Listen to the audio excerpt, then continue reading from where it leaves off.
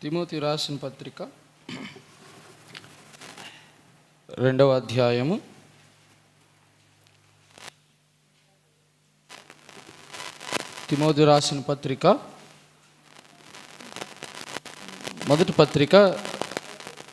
2వ అధ్యాయం 8వ వచనం మనం కలిసి చదువుకుందాం. తిమోతి రాసిన మొదటి పత్రిక 2వ అధ్యాయము 8వ వచనం మనం కలిసి చదువుకుందాం. కావున ప్రతి స్థలమందును పురుషులు కోపమును సంశయమును లేనివారై పవిత్రమైన చేతులెత్తి ప్రార్థన చేయవలనని కోరుచున్నాను. మరొకసారి, కావున ప్రతి స్థలమందును పురుషులు కోపమును సంశయములు లేనివారై పవిత్రమైన చేతులెత్తి ప్రార్థన చేయవలనని కోరుచున్నాను. ప్రార్థన చేసుకుందాం. పరిశుద్ధుడైన తండ్రి, పరముందున్న మా ప్రియ పరలోకపు రాజా, నీకు వందనాలు. మరొకసారి నీ దాసుడు బలహీనుడు, దయచేసి బలపరచండి. అవసరమైన మాటలు నా నోట్లో ఉంచండి. కృపను అనుగ్రహించండి. మీరని మహిమ కొరకు వాడుకొని కృపను అనుగ్రహించమని యేసు నామమున అడిగి వేడుకుంటున్నాం తండ్రి, ఆమేన్.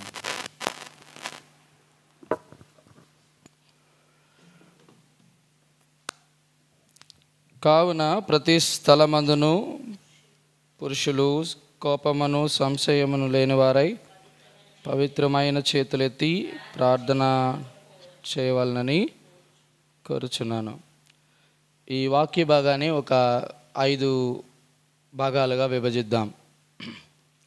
ఈ ఒక్క మాటని 5 భాగాలుగా విభజిస్తే, మొదటిది ప్రతి స్థలమందు, ప్లేస్, స్థలాన్ని గురించి మాట్లాడుతుంది. రెండవది పురుషులు, పీపుల్, ప్రజల గురించి మాట్లాడుతూ వస్తున్నాడు. మూడవది కోపమును సంశయమును లేనివారై, అంటే అవన్నీ ఉంటాయి, అవి లేకుండా చూసుకోవాలని, దానికోసం ఎంతైనా క్రైమ్ చెల్లించాలి. సాధారణంగా కోపము సంశయాలు అనగా సందేహాలు లేకుండా ఉండరు కాబట్టి దాని కొరకు మనం క్రైమ్ చెల్లించాలి. కాబట్టి దాని కొరకు మనము ప్రయాసపడాలి. కాబట్టి ప్రైస్, మొదటిది ప్లేస్, రెండవది పీపుల్, రెండవది ప్రైస్. నాలుగవది పవిత్రమైన చేతులెత్తి. ఇక్కడ మనకి తారసపడుతున్న విషయం ఏంటంటే, పవిత్రమైన చేతులు ఎలా ఎత్తాలంటే నిలువుగా, అడ్డంగా, ప్రక్కకి వెనక్కి కాదు, పవిత్రమైన చేతులు ఎత్తాలి. ఇదే పొజిషన్ మాట్లాడుతుంది. అయితే ఏ పొజిషన్ అట్లే ఉండాలంటే ప్యూరిటీ, పవిత్రమైనటువంటి భంగిమ అంటారు దీన్ని, లేకపోతే దాని యొక్క విధానం, ఏ విధానంలో మనం చేతులు ఎత్తాలి దాని గురించి మాట్లాడుతున్నాడు. లాస్ట్ ఫైనల్గా ప్రార్థన చేయవలనని కోరుచున్నాను, ప్రేయర్. ఈ విషయం గురించి గత కాలంలో మనం ఒకసారి మామూలుగా చూసాం. చేతులెత్తుట అనే దాన్ని ఆధారం చేసుకొని మోషే సంఖ్యాకాండంలోని మనం ఒకసారి మనం 16వ అధ్యాయం 15వ వచనం ఆధారం చేసుకొని కూడా మనం కొన్ని విషయాలు పరిగెరుకోవడానికి ప్రయత్నం చేసాం. అయితే ఈరోజు దేనిని మనం చూడము కానీ ఒక ప్రాముఖ్యమైన మాటని మేము ముందుకు తీసుకొని వస్తాను. అసలు చేతులతో దేవునికి ఏంటి పని? చేతుల్ని ఎందుకు ఎత్తాలి? అసలు చేతులు ఎత్తడానికి ముందు ఏంటి ఎత్తాలి దేవుని ముందుట? ఇలాంటివన్నీ చాలా ప్రాముఖ్యమైన విషయాలు. కాబట్టి దేవుడు రెండింటిని కోరుకుంటాడు ఎప్పుడు కూడా. ఇక్కడ పవిత్రమైన చేతులెత్తి ప్రార్థన చేయాలనుకుంటున్నాడు. దానికంటే ముందుగా ఈ 5 విషయాలు మీకు ఇట్లా జ్ఞాపకం చేస్తాను. Place, people, price, purity, prayer. కాబట్టి ఈ 5 విషయాలు మనం జ్ఞాపకం చేసుకుంటే ఎందుకు చేతులెత్తాలో అనేది మనకి స్పష్టంగా అర్థమవుతుంది. దేవుడు ఎందుకు ప్రతి స్థలము అనేటువంటి మాట మాట్లాడాడు? ప్రార్థన చేయటానికి స్థలం అనేది చాలా ప్రాముఖ్యమా? ప్రార్థన చేయటానికి, దేవునికి మనం నైవేద్యం అర్పించడానికి, ఆరాధించడానికి, పాటలు పాడడానికి, దేనికైనా దేవుడికి స్థలం అవసరమా? అవును. దేవుడు 2 కోరుకుంటాడని గత దినాలు మనం చెప్తూ వచ్చాం. మొదటిది పీపుల్ అండ్ ప్లేస్. ప్లేస్తో చాలా పని ఉంది. ఏ ప్లేస్ పడితే ఆ ప్లేస్ దేవునికి ఇష్టం ఉండదు. అయితే ఇది పాత నిబంధన వ్యాఖ్యానం. పాత నిబంధనలో అబ్రహామును పిలిచాడు, నువ్వు ఎక్కడ పడితే అక్కడ బలి అర్పించడానికి లేదు, నేను చూపించు స్థలంలోనికి రమ్మన్నాడు. యాకోబు అన్నాడు, ఈ స్థలము దేవుని మందిరమే కానీ వేరొకటి. అక్కడ స్థలం గురించి మాట్లాడుతూ వచ్చాడు. ఇలా మనం కొన్ని విషయాలు చూస్తే, మోషే మోషే నువ్వు నిలుచున్న స్థలము కాబట్టి నీ చెప్పులు విడిచాలి. సో స్థలాన్ని గురించి మాట్లాడినప్పుడు దేవుడు ఎంతో పట్టింపు కలిగిన వాడుగా ఉన్నాడు. కాబట్టి ప్రతి స్థలము దేవుడు మాట్లాడుతున్నప్పుడు మనము అనుకుంటాం, ఈ స్థలమందు దేవుడు ఉన్నాడు, ఈ స్థలంలో ఉన్నాడు కాబట్టి మనం చెప్పులు విడిచిపెట్టాలి, ఈ స్థలంలో దేవుడు మాట్లాడతాడు కాబట్టి మన బలి అర్పణ సమర్పణ కరెక్ట్గా ఉండాలని పాత నిబంధనలో చాలా నిష్ఠగరిష్ఠతో ఉండేవారు. క్రొత్త నిబంధనకు వచ్చినప్పుడు ఫుల్ ప్యాటర్నే మారిపోయింది. చూడండి, దేవుడు ప్యాటర్న్ ఎలా మార్చాడంటే యోహాను సువార్త 4వ అధ్యాయం, యోహాను సువార్త 4వ అధ్యాయం 22వ వచనం చదువుతారా? 22, 23.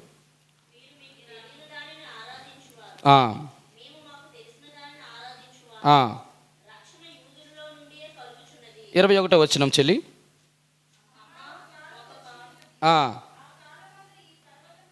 ఈ పర్వతము స్థలం, ఈ పర్వతం మీదనైనను యెరూషలేములోనైనను స్థలం. ఏంటి దాని అర్థం? పాత నిబంధనలో యెరూషలేము అనేది ఒక స్థలం. బలులు అర్పించాలంటే పర్వతాలు ఎంచుకునేటువంటి వారు. ఇప్పుడు పర్వతాలు లేవు, యెరూషలేము కూడా లేదు. ఏమిటి పర్వతం, ఏమిటి యెరూషలేము? దేవుడు పర్వతాలను ఎలా కరగజేస్తాడట? మైనము వలె ఆయన ఎదుట కరగజేస్తాడు. ఎవరు ఈ పర్వతాలు? పర్వతాలు అంటే ఎవరు? పర్వతాలు దేంతో నిర్మించబడతాయి? రాళ్లతో. ఏమిటి రాళ్ళు? కఠినమైన వారు అని అర్థం. కఠినమైన వారు ఎవరు? హృదయం అన్నిటికంటే కఠినమైనది. మనుషులు కఠినమైన వారు. కఠినుడు అనేటువంటి మాట ఎవరికి ఆపాదించబడింది ఎక్కువసారి బైబిల్ గ్రంథంలో?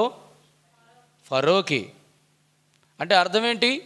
కఠినమైన వారి పర్వతాలు సైతం కరిగి మైనము వలె కరుగు చేస్తాడట ఆయన ఎదుట.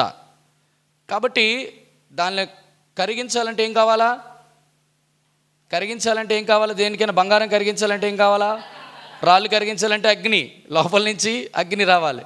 నా మాట అగ్ని వంటిది, ఆయన అగ్ని ఉంటే ఆటోమేటిక్గా అన్నీ కరుగుతాయి. కాబట్టి కఠినమైన హృదయాలు కూడా కరుగుతాయి. కాబట్టి స్థలాలు పర్వతాలు ఇప్పుడు ఉపయోగం అలా. ఇప్పుడు యెరూషలేము, యెరూషలేము అంటే ఏంటి? యెరూషలేము అంటే యెరూషలేం, సమాధానం కలిగిన పట్టణం. ఇప్పుడు ఆయన పట్టణము, ఆయనకే స్థలం లేదు. సత్రంలో స్థలం లేనందున ఆయన ఊరు గవిన ఎదుట ఆయన మరణము కూడా బయటను పొందాడు. సత్రంలో స్థలం లేదన్నా బయటన జన్మించాడు. కాబట్టి there is no any priority for the places in new testament. కొత్త నిబంధన భక్తులకి యెరూషలేముతో, పర్వతాలతో, బలులతో, నైవేద్యాలతో, వేటితో పని లేదు. ఇంకా ఇక్కడ కావలసింది ప్రతి స్థలం. ఆయన కోరుకునే ప్రతి స్థలం ఏమిటి అంటే దేవుని యొక్క దేహము, మానవ యొక్క దేహము, దేహములో ఉన్న హృదయం అనే స్థలం. కాబట్టి ఇది ప్రతి స్థలముని జ్ఞాపకం చేస్తుంది. ఈరోజు మన ఈ ప్రార్థనా కూటంలో మనం జ్ఞాపకం చేసుకోవాల్సింది ఏంటంటే, మనం ప్రార్థన చేసినప్పుడు ఈరోజు మన దేహాలు, మన హృదయాలు దేవుని ఎదుట ఎలా ఉన్నాయి? దేవుడు ప్రార్థన చేసినప్పుడు God wants to see your heart and your body. దేవుడికి కావాల్సింది, ఎందుకంటే రెండు విషయాలు మనకు బాగా అర్థం కావాలి. నీ దేహము దేవుని యొక్క ఆలయం. అది చూడండి, ఎవడైనా దేవుని ఆలయం పాడు చేస్తే దేవుని వాడిని పాడు చేయను. దేవుని ఆలయము పరిశుద్ధమైనది, మీరు ఆలయమై. ఆ ఆలయమైనటువంటి నీ దేహాన్ని నువ్వు పరిశుద్ధంగా ఉంచుకోకుండా అపవిత్రం చేస్తే, అంటే నువ్వు పాడు చేస్తే, దేవుడు నిన్ను కూడా, అంటే దేవుడు దేనికి ఎక్కువ ప్రయారిటీ ఇస్తున్నాడంటే పర్వతాలకి, యెరూషలేముకి, లేకపోతే స్థలాలకి కాదు, నీ హృదయానికి, నీ యొక్క దేహానికి దేవుడు ఎక్కువ ప్రయారిటీ ఇస్తున్నాడు. కాబట్టి మన దేహాలు, చెప్పండి, మన హృదయము దేవుని ఎదుట ఎలాగుంది, దాని ద్వారా మనం ప్రార్థన చేయాలని దాని అర్థం. సో స్థలం గురించి మనం కొన్ని విషయాలు చూసాం. ఇప్పుడు రెండో విషయం మనం చూడటానికి ప్రయత్నం చేస్తాం.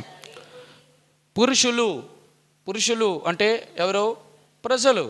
ఇక్కడ పురుషులు అంటే ఎందుకు పురుషుల్ని దేవుడు జ్ఞాపకం చేసుకుని వచ్చాడు? ఎందుకు జ్ఞాపకం చేశాడు? చూడండి, పురుషులు అనేటువంటి వారు అన్నిటి మీద ఆధిక్యత కలిగిన వారు. అటువంటి ఆధిక్యత కలిగిన పాత నిబంధనలోకి దేవాదేవుడు ఏ యాజక పరిచర్య చేయాలన్నా దేనికైనా పురుషులు తప్ప స్త్రీలని అంత వాళ్ళకి పట్టింపు లేదు. యూదుల్లో కూడా పెద్ద పట్టింపు చేసుకోరు వాళ్ళు. ఎందుకంటే జనసంఖ్య లెక్కించాలన్నా పురుషుల పేర్లే.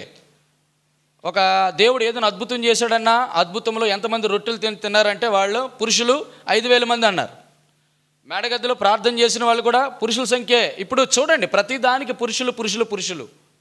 కానీ క్రొత్త నిబంధన వచ్చినప్పుడు పురుషులు లేరు. పురుషులు అందరూ అనేటువంటి మాట మనము క్రొత్త నిబంధనకు వచ్చేటప్పటికి దేవుడు యేసుక్రీస్తునందు మీ అందరూ కూడా సమానం. అక్కడ పురుషుడని లేడు, స్త్రీ అని లేదు, గ్రీకు దేశుడని లేదు, యూదుడని లేదు, పెద్దవాడు చిన్నవాడని లేదు, అందరూ కూడా దేవుని ఎదుట.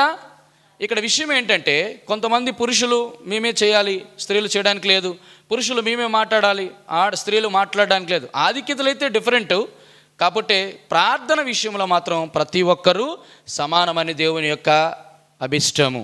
అనగా పురుషులు అనేటువంటి వారు ఇక్కడ దేని జ్ఞాపకం చేస్తుందంటే దేవుడు పురుషుడిని ఎలా చేశాడంటే శిరస్సుగా చేశాడు. అంటే అర్థం ఏంటంటే ప్రతిది కూడా ఆధిక్యత కలిగినటువంటి వారు అని అర్థం. ఎటువంటి ఆధిక్యత కలిగినటువంటి వారు ఏం చేయాలి అంటే దేవుడు ఏ స్థలం అంటే ఆ స్థలం కాకుండా ముందు దేహాన్ని హృదయాన్ని సమన్వయపరుచుకొని, రెండవది పురుషు అన్నటువంటి మాటలో నరుడు లేకపోతే ఈ వ్యక్తి దేన్ని సూచిస్తున్నాడు అని అంటే అధికారం లేకపోతే శిరస్సుని జ్ఞాపకం చేస్తున్నాడు. కాబట్టి పురుషులందరూ కూడా ఏ అధికారం అయితే ఉందో అవన్నీ పక్కన పెట్టు. దేవుని ప్రార్థన చేసినప్పుడు నేను అది ఇది అని చెప్పడానికి లేదు. ఇప్పుడు ఉదాహరణకి ఇలా చెప్పినా పురుషులు అనే మాట నేను ఇట్లా చెప్పడానికి ప్రయత్నం చేస్తాను. దేవాలయంలోనికి పరిసయ్యుడును సుంకరి వెళ్ళిన తర్వాత తను చేస్తున్నట్టు విధానం ఎలా చెప్తున్నాడు? దేన్ని బట్టి అది వచ్చింది? తను ఎందుకు నేను ఈ సుంకర వాళ్ళకి కాదు అని అంటే ఇతను ఏమై ఉన్నట్టు? అతను పరిసయ్యుడు అన్నట్టు తన పరిసయ్యుడు యొక్క ఆధిక్యత చూపిస్తున్నాడు. రెండవది, ఇతనిలాగా నేను ఉపవాసము చేయకుండా లేను, వారానికి 2 సార్లు ఉపవాసం, ఈయనలాగా దశమభాగం ఇస్తాను. ఏం చూపిస్తున్నాడు? హెచ్చించుకుంటున్నాడు. పురుషులందరూ కూడా నీ జీవితంలో నా జీవితంలో ప్రార్థన చేసినప్పుడు దేవుని దగ్గర మనం ఎలాంటి విధేయులుగా తగ్గించుకున్న వారుగా. కాబట్టి పురుషులారా మీ అధికారాన్ని విడిచిపెట్టండి, మీ ఆధిక్యతలు విడిచిపెట్టండి. దేవుని మందిరికి వచ్చినప్పుడు ఐఏఎస్ కావచ్చు, డిప్యూటీ మేనేజర్లు కావచ్చు, రైల్వే మినిస్టర్లు కావచ్చు, పిఎంకా సీఎంకా డిఎంకా అది ఏఎం అయినా బయటను విడిచిపెట్టి దేవుని మందిరికి వచ్చినప్పుడు ప్రార్థన చేసినప్పుడు నిన్ను తగ్గించుకొని మనం ప్రార్థన చేయాలని దాని యొక్క అర్థం. రైట్. మూడవది పురుషులు కోపమును సంశయములు లేనివారై. సాధారణంగా పాత నిబంధనలో చాలా వరకు మీరు గమనిస్తే చాలామంది కోపపడేవారు ఉన్నారు. ఉదాహరణకు ఒకరు చెప్పండి కోపపడినవారు. మొట్టమొదటిగా బైబిల్ గ్రంథంలో కోపపడినవారు ఎవరు? బైబిల్ గ్రంథంలో మొట్టమొదట కోపపడినవారు ఎవరు? Very good. ఆదికాండం 4వ అధ్యాయము 5వ వచనమా?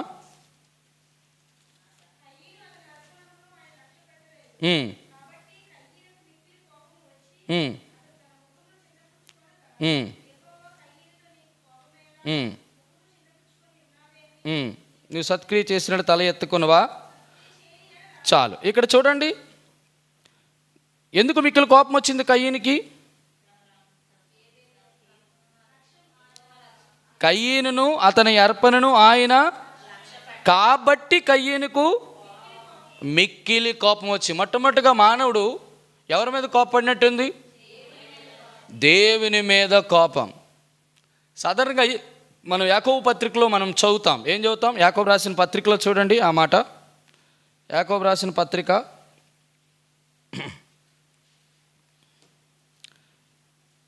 1వ అధ్యాయం 20వ వచనమా? నరుని కోపము దేవుని నీతిని. మొట్టమొదటిది ఏం నెరవేర్చలేదు? కయ్యేను కోప పడక మునుపు దేవాదేవుడు కయ్యేని మీద కోప పడక మునుపు కయ్యేని ఏమి నెరవేర్చలేదు?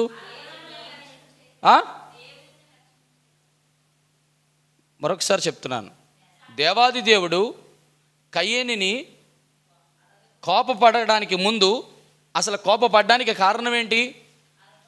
మొదటిది, దేవుని ఎదుట వాడు సరిగ్గా లేడు. మొదటిది అక్కడ 2 విషయాలు అక్కడ ప్రస్తావించబడ్డాయి 4వ అధ్యాయంలోని. యెహోవా హేబేలును అతని అర్పణను లక్ష్యపెట్టాను. మళ్ళీ అదే మాట 5వ వచనంలో, కయ్యేనును అతని అర్పణను ఆయన లక్ష్యపెట్టలేదు. 2 ప్రాముఖ్యమైన విషయం. మన అర్పణ, మన సమర్పణ, మన త్యాగం, మన కానుక, మనం దేవుని కొరకు ఏదైనా ఇచ్చినప్పుడు ఆ అర్పణలు సంఘ సేవకుడు లక్ష్య పెట్టచ్చేమో గాక, కానీ దేవుడు ఎందుకు లక్ష్య పెట్టాడు? దేవుడు ఏం చూశాడు? దేవుడు నీ అర్పణ తీసుకోవడానికి ముందుగా నిన్ను లక్ష్య పెట్టాలి. ముందు మనల్ని లక్ష్య పెట్టకుండా దేవుడికి నీ యొక్క సంపాదన, నీ క్రయము, ప్రభు నేను అది ఇచ్చాను, ఇది ఇచ్చాను, అది పెడతాను, లేకపోతే అక్కడికి వెళ్తాను, ఇంత సేవ చేస్తాను, నీ కొరకు అన్ని ప్రసంగాలు చేస్తాను, నీ కొరకు ఇంత మందిరం పైన ఇంత చేస్తాను, నీకు ఎవడు చేయమన్నాడు అంటాడు దేవుడు. దానికి అర్థం ఏంటి? మత్తయి సువార్తలో మనం చూస్తాం ఇప్పుడు కూడా, నీ పేరట దయ్యాలు వెళ్ళగొట్టలేదా, నీ పేరట అద్భుతాలు చేయలేదా, నీ పేరట మేము ప్రవచనములు ప్రకటించలేదా, నీ పేరట మేము వీధి సువార్తలు చేయలేదా, నీ పేరట నీ పేరట నీ పేరట. చూడండి ఇట్ సైడ్, నీ పేరట దేవుని పేరట అద్భుతాలు చేయలేదా? సో ఇలాంటివన్నీ కూడా మనం దేవుని దగ్గర చెప్తే దేవుడు ఆలకించడు. దేవుడికి ఎందుకంటే మనం చెప్పే మాటల కన్నా దేవుడు మన యథార్థతను చూస్తాడు.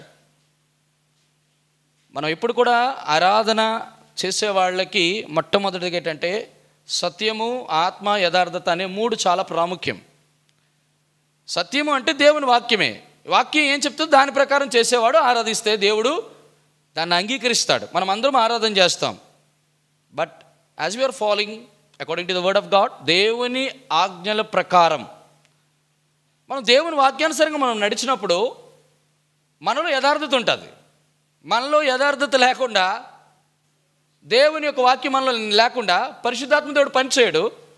పని చేయడం అంటే అర్థం ఏంటి? మనలో యథార్థత లేదని అర్థం. యథార్థత లేకుండా మనం ఎన్ని అర్పణలు అర్పించినా. అందుకే దేవుడు కయ్యానికి అంటాడు, నీవు మొట్టమొదటిగా నేను అంగీకరించాలంటే నీ యథార్థత యొక్క త్రాసులో, నేను త్రాసు దూసినప్పుడు నీ యథార్థత తేలిపోయింది బిడ్డ, అందుకే నిన్ను, నీ అర్పణ నాకు అవసరం లేదు. కాబట్టి దేవుడు ఈరోజు నీతో నాతో మాట్లాడుతున్న విషయం ఏంటంటే, మన యథార్థత దేవుని దగ్గర ఎంత శాతం. కయ్యేను అంగీకరించకపోవడం విషయం చూడండి, దేవుడు లక్ష్య పెట్టలేదని, అంగీకరించలేదని సాక్షాత్తు ఒక నరుడు దేవుని మీదే కోపపడడం జరిగింది. అప్పటికీ దేవుడు అడుగుతున్నాడు, నీ ముఖం ఎందుకు సిగ్గుపరుచుకున్నావు? దాని అర్థం ఏంటి? కోపపడ్డమని అతనిని అతని అర్పణను అంగీకరించలేదంటే, నీవు నా ఎదుట సత్క్రియ చేసిన ఎడల అంటే మంచి కార్యము, సరైన కార్యము, సత్క్రియ, మంచి కార్యము అంటే మంచి కార్యం ఏం చేయలేదు. అర్పించడం తప్ప కాదు, బలి అర్పించడం తప్ప కాదు, ఆరాధించడం తప్ప, ప్రార్థించడం తప్ప, ఇవ్వడం తప్ప కాదు. కానీ దేవుడు ఏం చూస్తున్నాడు? హృదయం లేనప్పుడు, హృదయం సరిగ్గా లేనప్పుడు దేవుడు ఆటోమేటిక్గా మనం ఏది చేస్తున్నా దాన్ని ఎప్పుడు కూడా అంగీకరించడండి. దేవుడు నీతో నాతో మాట్లాడుతూ ఈరోజు మన అర్పణలు దేవుడు అంగీకరించకపోవడానికి కారణం ఏంటంటే కోపం. మనం దేవుని మీద కోపపడతాం, మనుషుల మీద కోపపడతాం, మన మీద మనకే కొన్నిసార్లు కోపం వస్తుంది. మన కోపం ఏం చేస్తుంది అంటే దేవుని యొక్క నీతిని నెరవేర్చదు. దాని అర్థం ఏంటి? నీతి నెరవేర్చలేదు అంటే అర్థం ఏంటి అంటే, రండి చూడండి ఆ మాట, యెషయా గ్రంథం అనుకుంటా 32:17. యెషయా గ్రంథం 32:17. మళ్ళీ చదవాలి, మళ్ళీ చదవాలి. దాని అందుకే నేను 3 సార్లు చదివించాను. నీతి అనేది సమాధానమును కలుగు చేయను. ఇక్కడ చూడండి, దేవుని నరుని యొక్క కోపం అట నీతిని నెరవేర్చదు. అంటే నీతిని నెరవేర్చదు అంటే అర్థం ఏంటి? నీతి ఏం చేయాలా? సమాధానం. అంటే ఒక కయ్యేను పడ్డ కోపము ద్వారా దేవుని యొక్క నీతిని నెరవేర్చడమే కాకుండా, చెప్పండి, దేవునికి నరునికి మధ్య సమాధానం ఏమైపోయింది అంటే ఒక కోపము దేవునికి మనకి మధ్య వైరాన్ని, శత్రుత్వాన్ని తీసుకొస్తుంది. ఈరోజు మన జీవితాల్లో మన కోపం దేని మీద? మొట్టమొదటిది గమనించండి, దేవుని మీద కోపడే వ్యక్తిని చూసాం, మనుషుల మీద కోపడే వ్యక్తిని చూపిస్తాను. సంఖ్యాకాండం 16:15.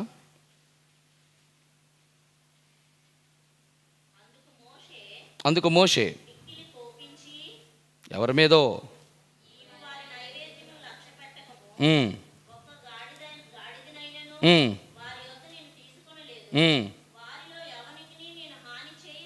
యెహోవా యొద్ద, చూడండి ఎంత అద్భుతమో.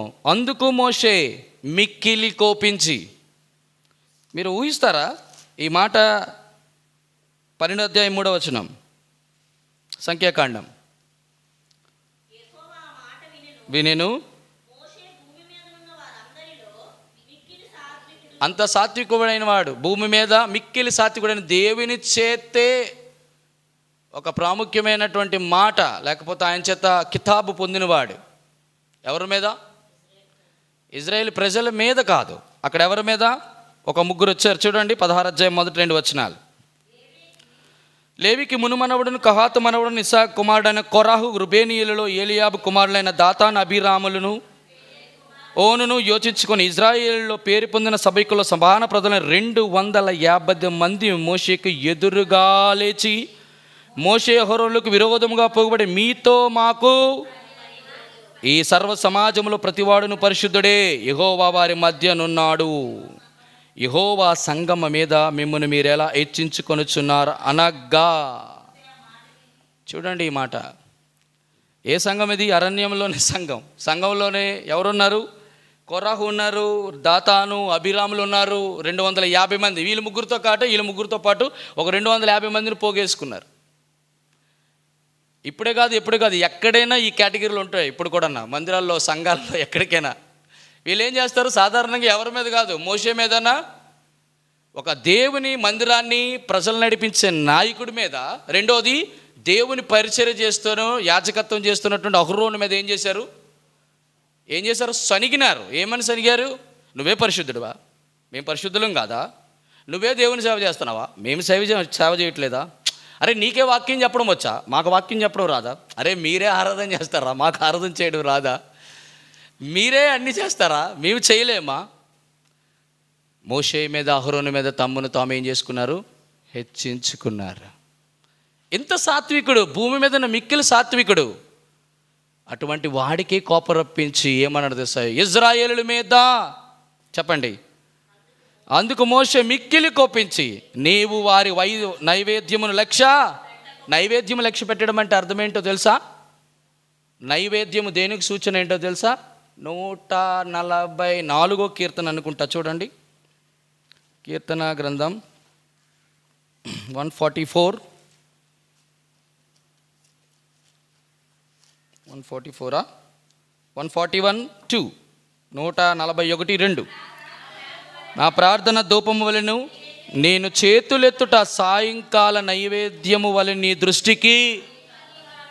ఏంటట? నైవేద్యం దేనికి సూచన? నేను చేతులెత్తుట అంటే ప్రార్థన. ధూపము అన్నా, నైవేద్యం అన్నా, నైవేద్యానికి ధూపానికి ఏంటి డిఫరెన్సు? నైవేద్యానికి ధూపానికి డిఫరెన్స్ ఏంటి? ధూపం అంటే నేను చెప్తాను. ధూపం అంటే కాల్చగా వచ్చినటువంటి పొగ. నైవేద్యం అంటే కాల్చరు, ఏం చేయరు, ఏం చేస్తారు? డైరెక్ట్గా పెడతారు. అది నైవేద్యం. మీరు ఎప్పుడు అన్ని సంప్రదాయాల నుంచి వచ్చినప్పుడు మీరు పొగబెట్టి నైవేద్యం పెట్టారేంటి? అప్పుడు ఏం చేశారు? నైవేద్యం పెట్టినప్పుడు అన్ని సకల ఆహార పదార్థాలు, ఆయనకి ఏమి ఇష్టమో తినేవి, తాగేవి అన్నీ కూడా పెట్టేవాళ్ళు. ఇదే నైవేద్యం. ఇటువంటి నైవేద్యం అంటున్నాడు. అందుకు మోషే మిక్కిలి కోపించి, నీవు వారి నైవేద్యమును అంటే దాని అర్థం ఏంటి? నైవేద్యం లక్ష్య పెట్టొద్దంటే వారిచ్చినవేమి కూడా ఏమిస్తారు మనుషులు? ఇవే మాకున్నాయి. ఏమున్నాయి మనకి ఏమున్నాయి? చూడండి, ఒక మాట చూపిస్తాను.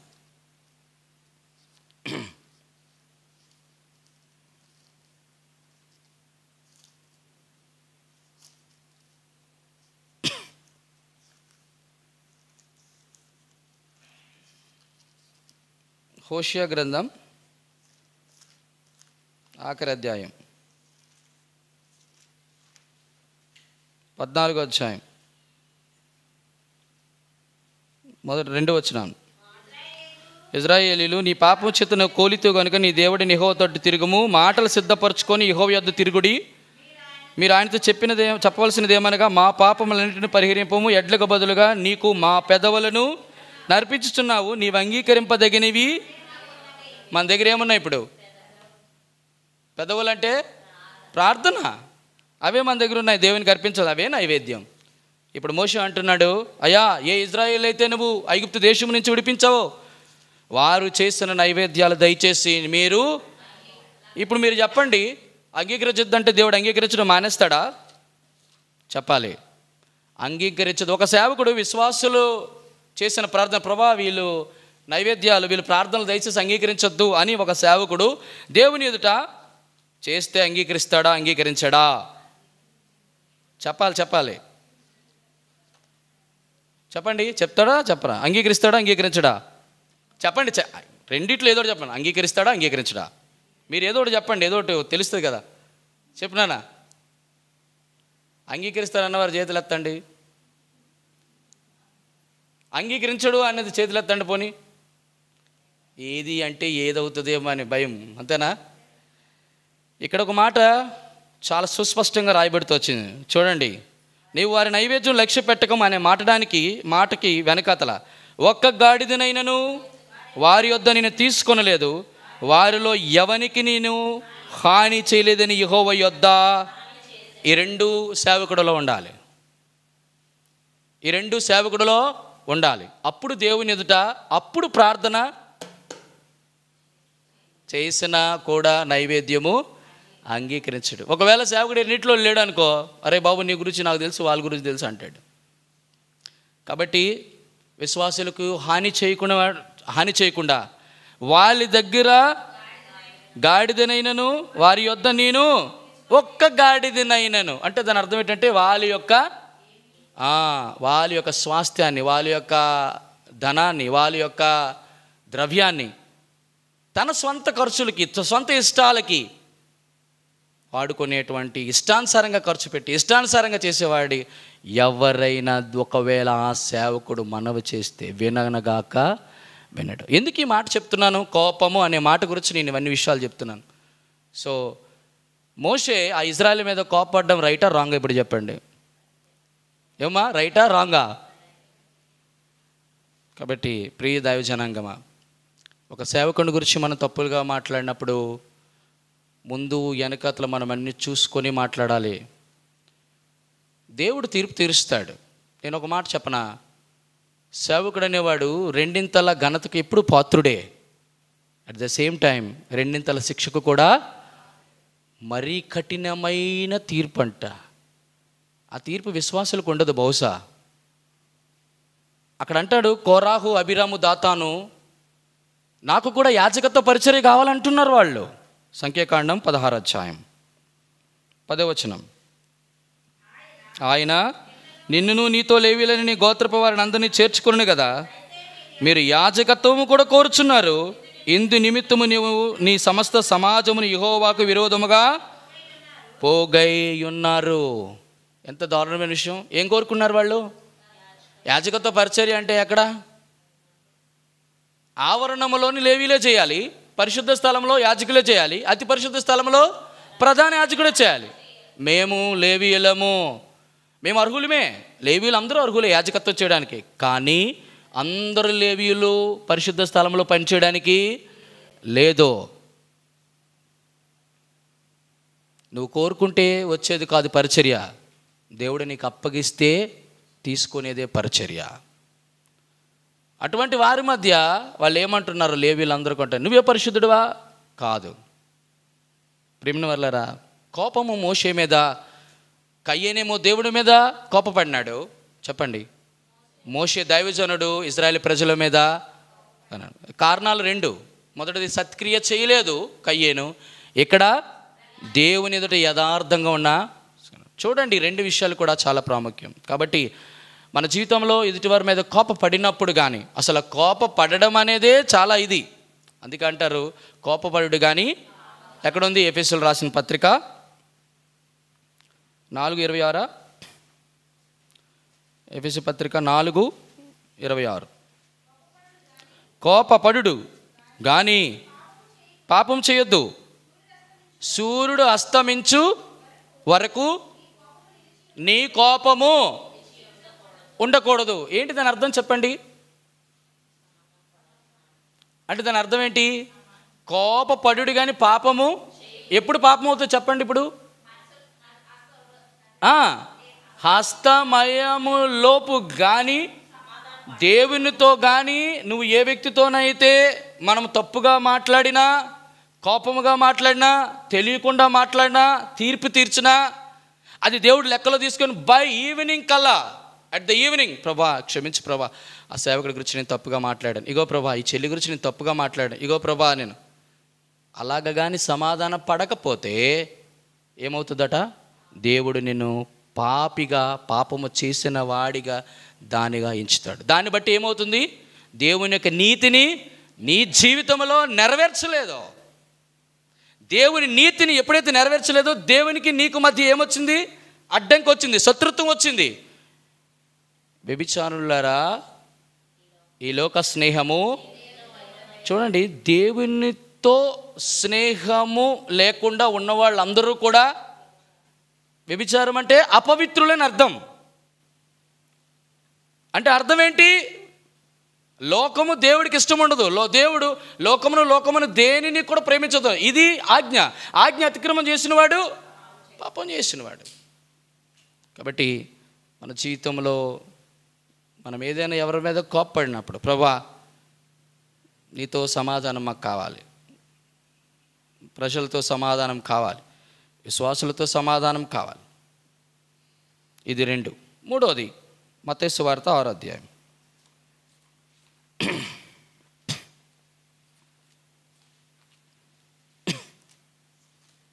మత్తయి సువార్త 6వ అధ్యాయం 5వ అధ్యాయం 22వ వచనం.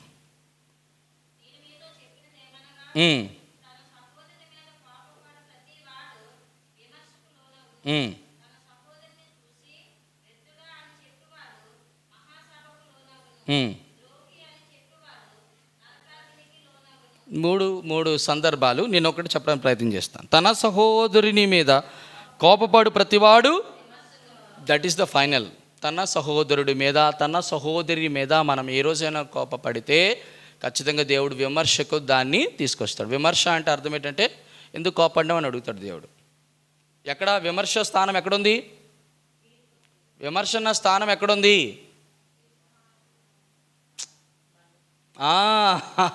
విమర్శ అక్కడ వస్తుంది. దేవుడు తన్ను తాను విమర్శించుకొని ఎడలా, 1 కొరింథీయులకు రాసిన పత్రిక 11వ అధ్యాయం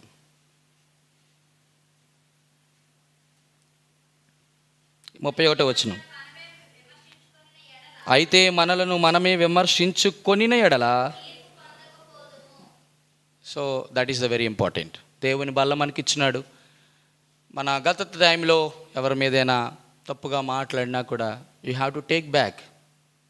చాలా దేవుడు నీకు నాకు ఇస్తున్నటువంటి చాలా ద బ్యూటిఫుల్ థింగ్. ఎందుకో తెలుసా? ఇదంతా దేని గురించి మాట్లాడుతున్నాడంటే, మనం పవిత్రమైన చేతులెత్తి ప్రార్థన చేయవాడిలో ఉండవలసిన మొట్టమొదటి లక్షణం కోపం. రెండోది సంశయములు. సంశయములు అంటే అనుమానం, ఇంకా సందేహం, ఇంకా బైబిల్ పరిభాషలో చెప్పండి రా, అవిశ్వాసం. చూడండి, అవిశ్వాసం ఎంతకు తీసుకొస్తుంది? హెబ్రీయులకు రాసిన పత్రిక 11వ అధ్యాయం. హెబ్రీయులకు రాసిన పత్రిక 11వ అధ్యాయం 6వ వచనం.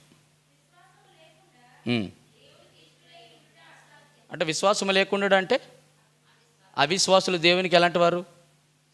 అయిష్టులు. దేవునికి ఇష్టం లేకుండా బ్రతకగలమా? బహుశా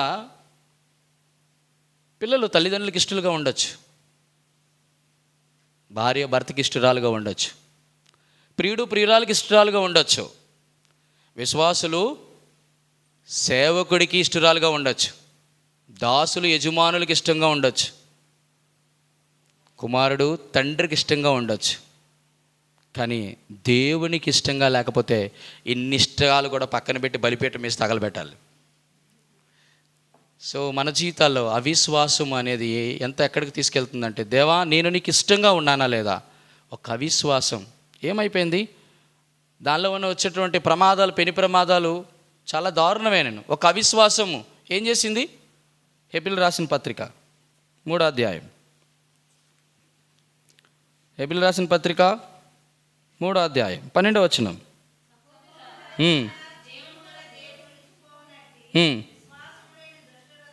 మీలో ఎవని అందేను ఒకలా ఉందేమో. ఒకవేళ అవిశ్వాసం మనలో ఉందనుకో, అది ఎక్కడ పనిచేస్తుంది? హృదయంలో పనిచేస్తుంది. ఏకం అక్కడ ఇష్టం లేకుండా పోయింది, ఇక్కడేమో దేవునికి. ఒకవేళ మీలో ఉండును ఏమని? జీవము కలిగిన, ఏ జీవము కలిగి దేవుడిని అయితే ఇంతవరకు మనం ఆరాధిస్తున్నామో ఆయనకి ఎలాగున్నాం? ఇష్టం లేకపోతే రెండో స్టేజ్ ఏంటి? దేవుని విడిచిపెట్టి పోతాం.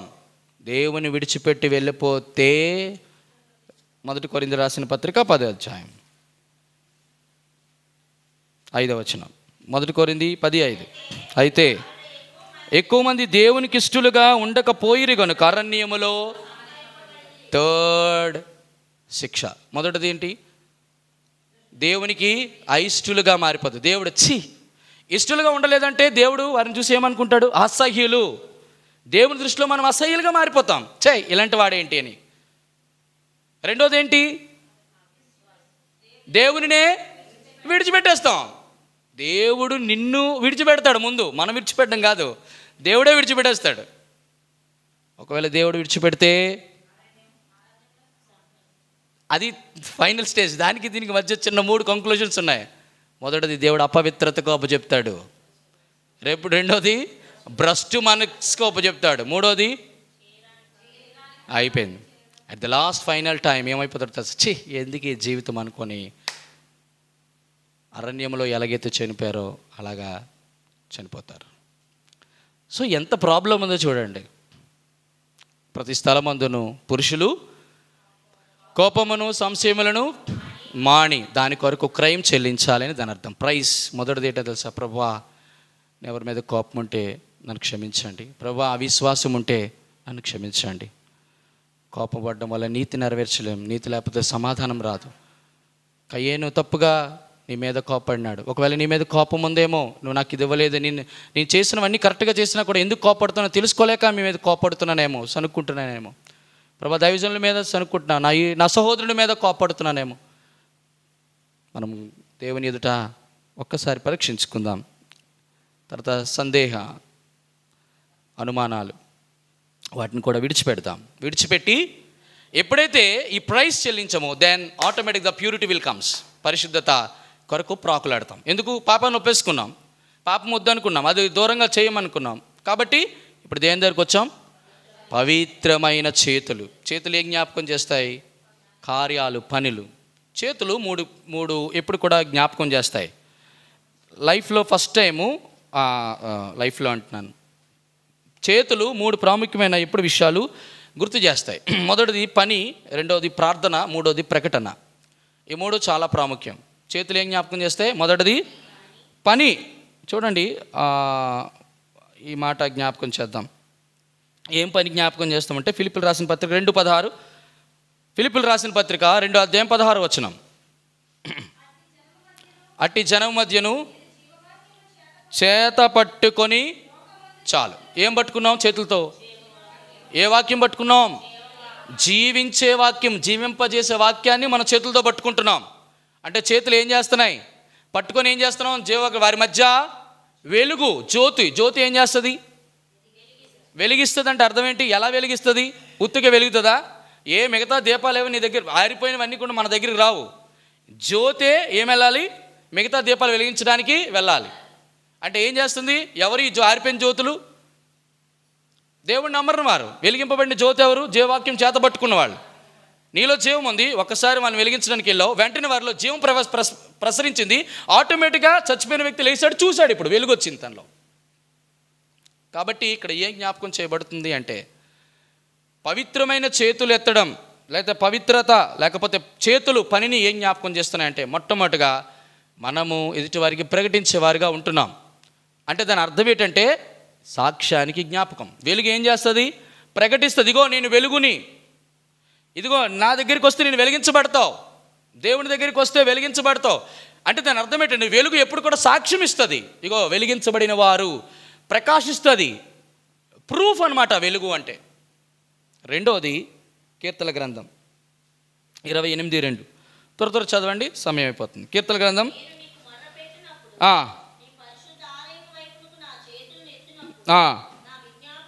చాలు. నీ పరిశుద్ధ స్థలం వైపు నా చేతులు, ఇది ప్రార్థన. పరిశుద్ధ స్థలం వైపునకు చేతులు ఎత్తుట. చేతులు ఏం చేయాలా? చేతులు ఎత్తాలి. దేని కొరకు?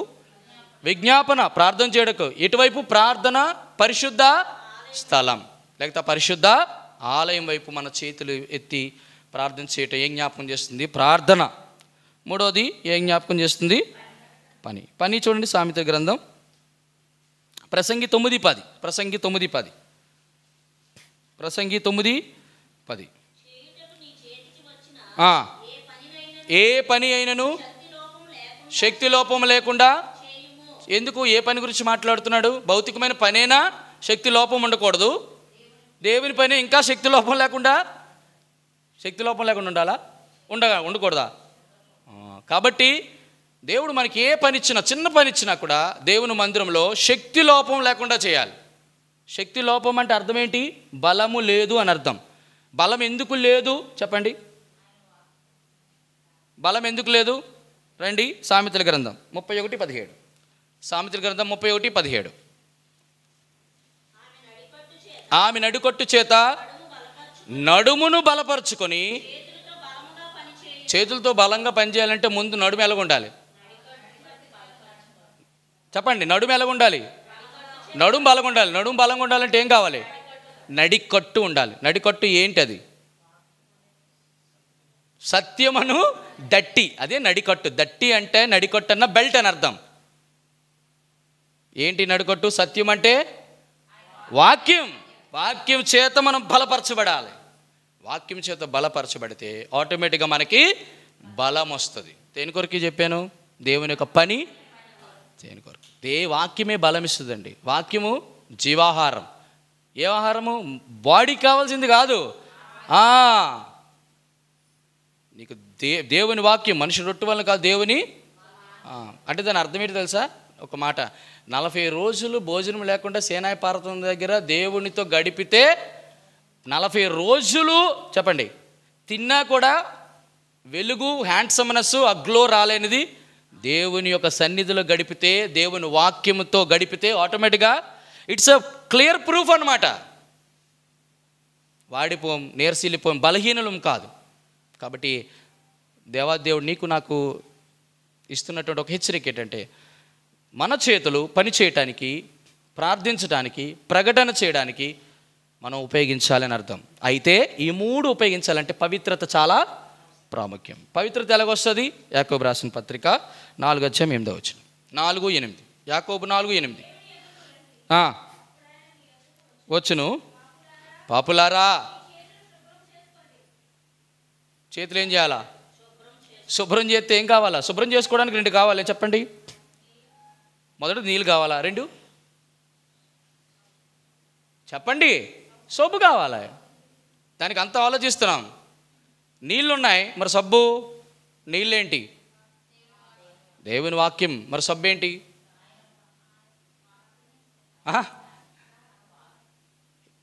ఏ చాకలి వాడి కూడా చేయలేడు. దాని అర్థం ఏంటి? 2 విషయాలు. శుభ్రపరచడానికి 2 ప్రాముఖ్యమైన విషయం. చూడండి, ఈ 3 కూడా చేతులు చాలా శుభ్రంగా రావడానికి ఆస్కారం ఉంటుంది. మొదటిది నీళ్ళు, రెండోది సబ్బు. సబ్బుతో నీళ్ళు కడిగిన తర్వాత అది ఎండాలి, లేదా తుడవాలి. తుడిస్తే అప్పుడు పర్ఫెక్ట్గా ఉంటుంది. మీరు కావాలంటే తడి చేతులతో భోజనం కానీ, తడి చేతులతో ఇది చేయడం కానీ మళ్ళీ ఏదో అంటుకుంటుంది. మీరు చూడండి, తడి చేతులతో మురుకుగా ఉన్న దానికి అంటుకునే దానికును పొడి చేతులతో ఉండేదానికి అంటుకు చాలా డిఫరెన్స్ ఉంటుంది.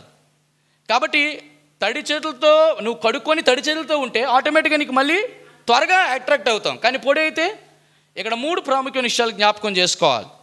మొదటిది నీరు, రెండోది సబ్బు, అంటే ఏదైతే నేను క్లీన్ చేస్తుందో. మూడోది ఏంటంటే అగ్ని లేకపోతే వేడి. అంతే కదా. ఎండ, వేడి పరిశుద్ధాత్మకి సూచన అయితే, నీళ్ళు దేవుని వాక్యానికి సూచన అయితే, మరకని సైతము కూడా కంప్లీట్గా తీసేది సబ్బు. అదే యేసుక్రీస్తు ప్రభువు యొక్క రక్తం. సబ్బు అంటే ఒక సాధనము, ఆ సాధనంలో వచ్చినట్టు నురగ, లేకపోతే దాని నుంచి వచ్చేటటువంటి దాని యొక్క పవర్ మనుషుల్ని శుద్ధి చేస్తుంది, చేతుల్ని. కాబట్టి పవిత్రమైన చేతులెత్తి మనము ప్రార్థన చేయాలని దేవుడు కోరుతున్నాడు. మొత్తం 4 విషయాలు. మొదటిది స్థలం, ప్లేస్ చూసాం. రెండోది పీపుల్ చూసాం. మూడోది క్రైమ్ చెల్లించాలి. 4వది ఎలాగా మనం పరిశుద్ధులం కాగలం. అటువంటి చేతులు మనం కలిగి ఉన్నామా లేదా?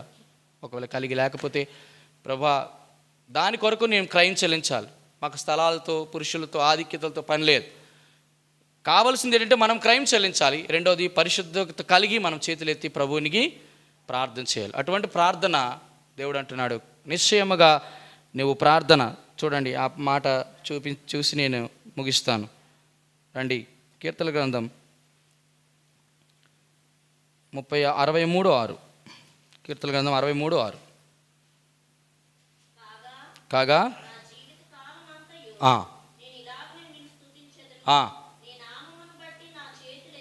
చాలు, జీవితకాలమంతా కూడా మనం అలాగ ఉండాలని దేవుని యొక్క కోరిక. దేవుడి పరిశుద్ధ వాక్యాన్ని దీవించి ఆశీర్వదించునుగాక. ఆమెన్.